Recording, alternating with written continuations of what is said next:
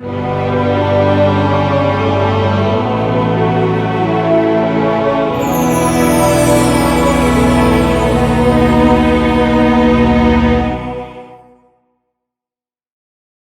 into this night, where do we stand? This is where we stood coming into the night, 268 to 204, so clearly an advantage for Secretary Clinton. Donald Trump, we project, will win in Kentucky with its 8 electoral votes, in Indiana with its 11 electoral votes, West Virginia, Florida, been going back and forth, Missouri, Ohio. Anderson, this night is turning out to be a real nail-biter. Oklahoma, Tennessee, Mississippi, South Carolina, Alabama. All along, the Trump campaign has been saying that Florida's a must-win for them. Absolutely. And I mean, they can't win without it. Donald Trump will carry the state of Florida. I wouldn't call anything encouraging for Hillary Clinton at the moment, to be honest with you, my friend. Hillary Clinton has called Donald Trump to concede the race. We will make America strong again. We will make America proud again. We will make America safe again. And we will make America great again.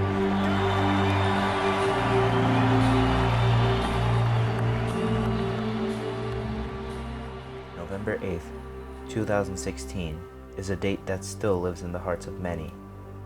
Americans from both sides of the party can still clearly remember the events of that night. On election night, I went to sleep early, I thought it was over, but then I woke up and my grandma was crying. And then I asked her what's wrong, and then she said, turn on the news. I thought that there was going to be no way that Trump was going to be elected. I remember after he won Florida, me and my friends were all pretty excited that he had won Florida. And then later on, he actually turned some Democratic states Republican. And I kind of knew that there was a chance for Donald Trump to win because the way the news had viewed everything what was going on with the WikiLeaks, what was coming out of those emails, even though she was kind of, had already had an FBI investigation, pretty much anything that Donald Trump was doing that may have had a negative indication on it, was losing airtime real quick. The year-long tensions erupted into protests and riots as many decided to boycott President Trump's election. No, I didn't watch it because I didn't want to give him the view. I didn't want to give him the time of day. I think it took me some time to just get past that it happened. I was more or less turned off by Trump. I felt like there was a lot of rhetoric that was out there promoting racism, promoting a lot of hate groups. And at that time especially, I wasn't in support of that at all. And I wasn't in support of him. So I did not watch it. I mean, that's their right. That's what makes America America. If you're not happy with what outcome of a situation, that's your right to boycott. It's your right to be unhappy, I mean, he's still president, and you gotta respect him until he messes up, Until he messes up, you gotta treat him as president. So, but that's the American right to boycott.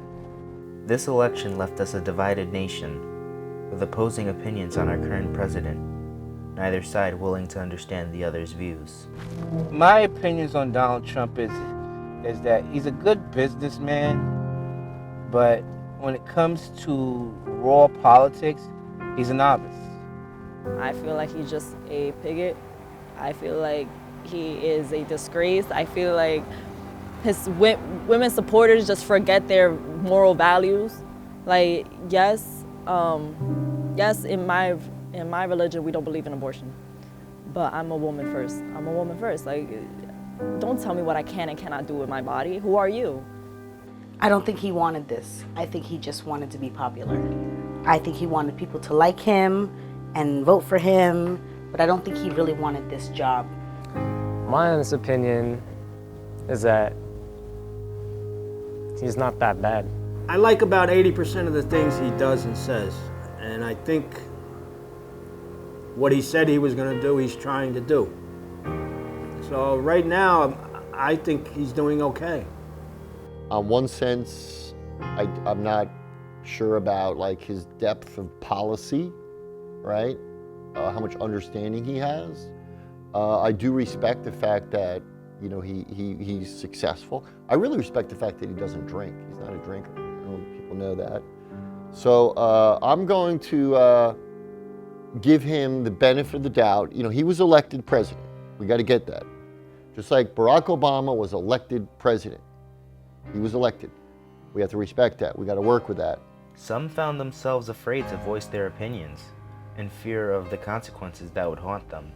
I don't like to argue. I'm going to believe what I believe until something makes me change my mind about that. So I don't need to be convinced. I don't need to be badgered about feeling the way I feel or thinking the way I think.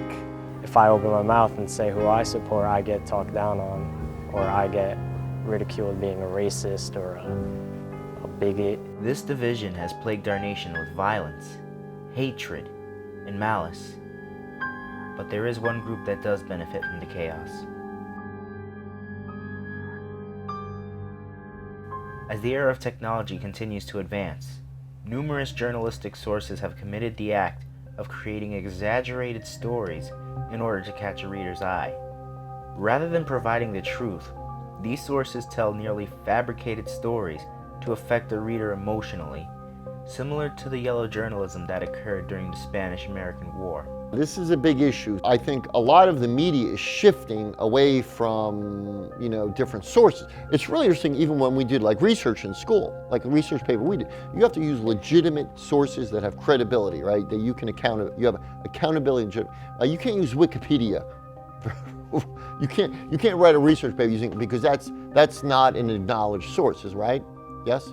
So this is a big issue. So people start getting their news on social media, and just like we talked about last year, right? They have no legitimacy. They don't have accountability. I was always brought up to take information in and decipher what is true and what is not, and make my own decisions.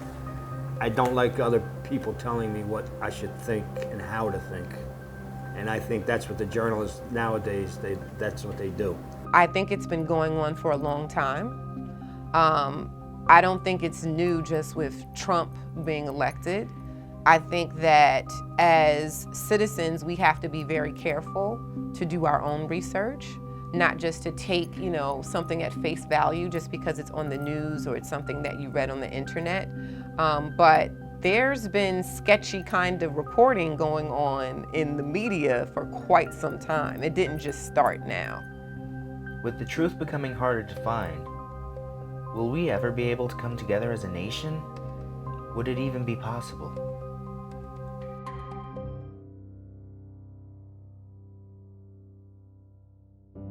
We as the people need to come together. That's one man with one job. It's up to us to make what we need happen.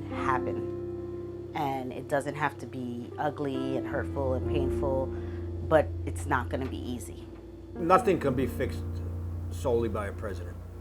The people have to do it. He actually works for us. People tend to forget that, but he works for us. So we as the people need to.